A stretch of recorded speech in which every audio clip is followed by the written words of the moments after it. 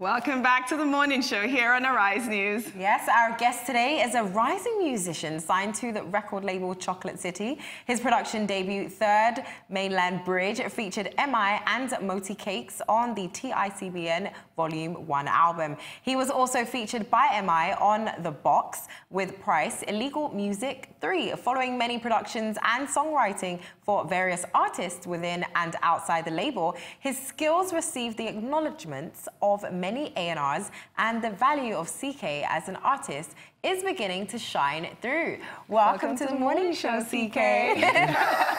Thanks for having me. Yeah, it's great to have you. First of all, tell us a bit about your style, because I can already notice you have your own distinct look. First of all, the green braids. Yeah, it's a kind of a your signature eyes thing. hazel too? Are they grey? No, it's grey, sugar grey. Sugar grey? Yeah. Okay, and the So green I mean, hair? I'm short-sighted, so it's not just like fashion. not just for fashion. It's actually like functional. So, I mean, my sense of style is, I guess it expresses my individuality. Like, I try to look how I feel. Like, I'm on green hair because I feel like green hair. You get me? So like, and also I try to wear things that stand out. Okay. You get me? Like, I'm sure there's no one with green hair right now. No, well, on this set, no. But even in your industry, I don't know anybody rocking green hair. Yeah, because I had black hair. I started braiding my hair this year, actually, in January. So immediately, I started braiding my hair. Like, 100 people started braiding their hair, like the exact same style, like the box braids, the hanging box braids. So I was like, okay, I think I need to switch it up again. So I decided to put on green. So. Well, it suits you. Yeah, it does. So let's talk a bit about your journey now, because I'm interested in the fact that you started off as an intern at Chocolate City and now you're an artist. So obviously, was this your goal? Was this always the plan? Okay, so I came to Lagos in 2014. I grew up in Kaduna, by the way. So I kind of had a plan, you know, when I came to Lagos, and I knew that I would probably have to start off as a producer because, like, I came to Lagos alone. I didn't have anyone supporting me. I basically left my parents behind and came here. So I had to take care of myself. I had to feed myself. I had to pay my rent, you know what I mean? And the thing about our industry is you can't just show up and say, oh, I'm an artist. I sing, and you just start getting checks immediately. You get me? Most people who started in the industry have had to go through a process of, you know, keeping body and soul together while chasing their dreams. So basically, for me, production was that. You know, I was working in like 3 studios at the same time at some point. You get me? This was before I even came to Chocolate City. And I mean, I knew I was going to do that for a while before I could, you know, get my branding together, get my whole strategy and everything together, which I eventually did. And it took about like, I think 1 or 2 years before that happened. So basically, that's what happened. I was an intern in Chocolate City, and yeah, eventually I got signed to the label. And you're no longer an intern. Okay, so let's talk about the genre of music. We were speaking earlier, and you said that you infuse house music with Afrobeat. Yeah, so like my latest single, Container, is a fusion of a particular genre of house called Gqom. It's South African. It's spelled G-Q-O-M. There's a way they pronounce it that like has a click. I don't know how, how to do that. Or something. I don't know how to do that song. Language, But yeah, it's a fusion of Gqom with jazz, because there's like there's a saxophone riff that acts like a lead in the song. Then it's also a fusion of trap, because the way I approach the verses is kind of like a new school trap thing. You get me? I don't know if you listen to new school trap music. Yeah. Would that be like Migos and something like that? I only just heard about trap music, by the way. Oh, wow, okay. You must sing that one. We'll induct you. Okay. We'll initiate you into the... So let's talk about Container. Like, we want to listen to that. I think we should listen to that now. All right, cool.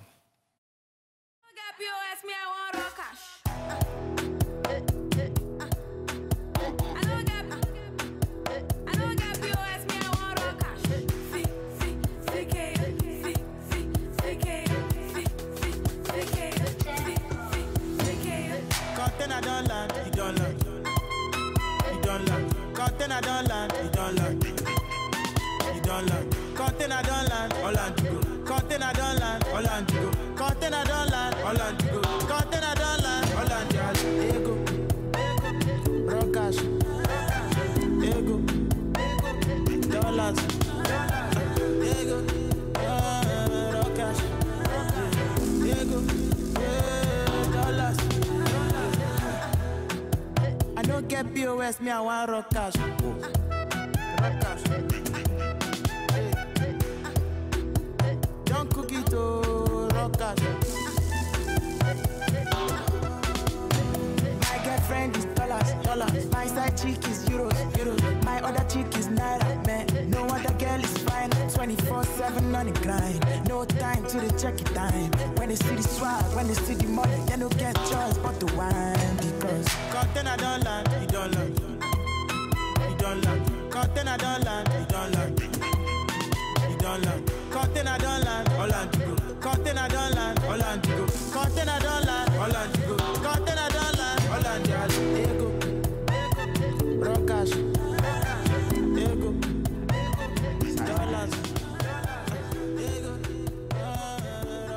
Yeah, okay, so we were just talking about the inspiration behind this track. Now, I was just saying that I know this song. Yeah. This song is really big, especially on the airwaves, on radio and stuff. So tell us a bit more about the inspiration. Yeah, so I'm Igbo by tribe, by the way. I mean, that explains the content I don't like. We're in Apapa here. We shot the video right here in Apapa, like, I think, maybe like a few blocks away from here, you know, so it was a very, very, very stressful shoot, trust me, like, I risked my life a couple of times. Oh, wow. I was right on top of a container and I almost fell off actually, you know, but it was really fun.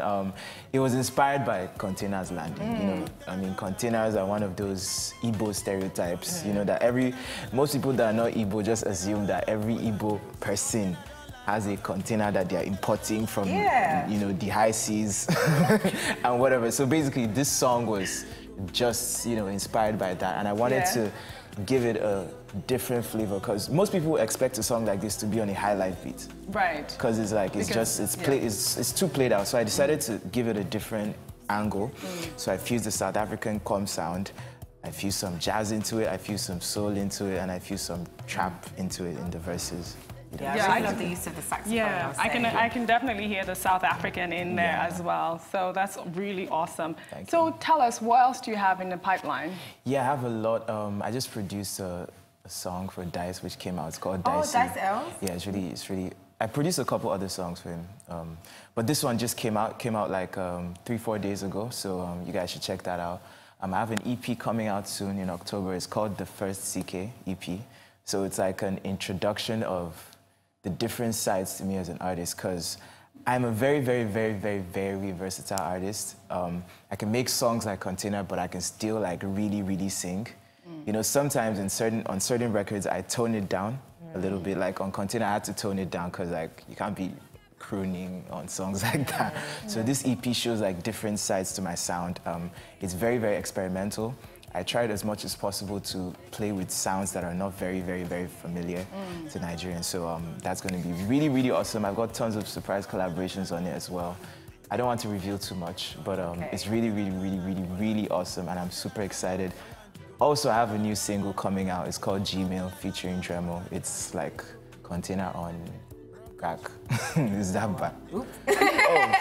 No, but we're really excited for you. And I'm really excited because I know that song and I know how big this song is. So tell us, how important do you think branding is for a musician, especially in Nigeria? It's really, really, really, really important because let's say it starts with our nature as Nigerians. We like to see stuff, like we like to see sights. So when you think of an artist or someone who's supposed to be on TV, like you expect to see something larger than life. You expect to see someone that doesn't look like you, someone that doesn't dress like you. Like someone explained it to me like as an escapism. Like we like to see someone we would like to look like. So it's on TV. aspirational. Aspirational, yeah. So like for instance, a regular person will probably never have green hair, but they like to see someone on TV with green hair because they're like, oh, I'd probably like to have green hair someday. So people just like to see that. So first of all, as regards branding, you know, that's like the cornerstone of artist branding, in my opinion. You know, you just have to look different. So are you going to stick to this look for a while? I'll definitely keep changing it. Probably I'll do orange. To keep changing. Orange next time. Okay. Orange, that would be nice. We'd like to see you with orange hair. Yeah. I'm kidding. I got worried for a second. I was like, okay. but I'll probably change the color though. Okay. I'll probably not stick to green for too long before people start copying it. Yeah, that's one thing. You have to keep reinventing yourself. I don't like when people copy my stuff. It's annoying. Like, just leave it alone. Leave it alone. Well, we're going to head over on a short break now, but stay with us. We'll have more from Ckay up next on The Morning Show.